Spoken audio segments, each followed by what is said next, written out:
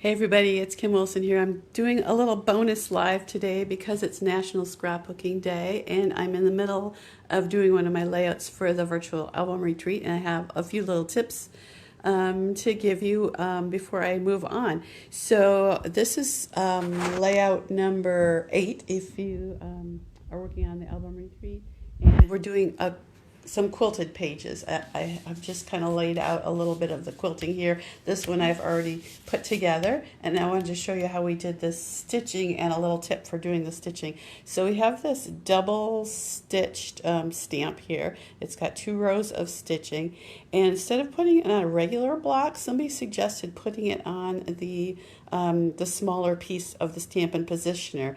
And the Stampin' Positioner, if you remember, has these little squishy things, so you can put the stamp on, get it all lined up, and then push down, and it's got these little squishy legs that push it down evenly onto your paper. And so I inked up the stamp, and I have it so the line actually lays right one of the grid lines right up between the two, so that when I stamped it, I was able to lay it down and push it and get those nice little even or fairly even stitch marks on both sides. So we just did all the little junctions between the blocks to make our heart there. So it was such a cool idea, I thought, to get that lined up.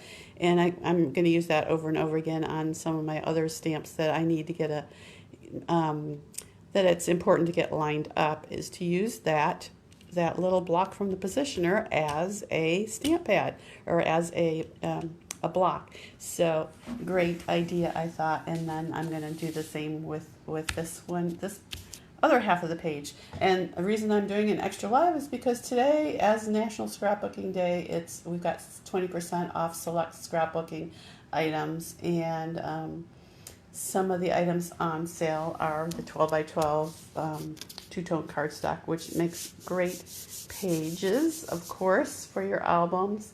And there's also some great stamp sets and dies on sale as well as flip flaps. So I wanted to show you, I finished this layout the other day, and this is a waterfall piece that goes on this page, and each thing that you lift is a different flip flap. These are 4x4s, so you can fill it up with journaling, with little embellishments and titles, and of course get a whole bunch of photos in there too. So that's how that works.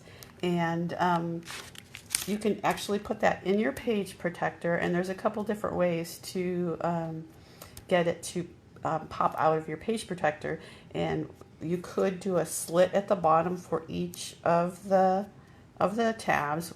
That might be a little difficult. I'm not sure which way I'm going to do it. The other way, the way they suggested in the album retreat is to just cut here, here, and here. So you actually have a flap of the page protector that flips up, and then you can flip up all your photos. So that's another great way to do it.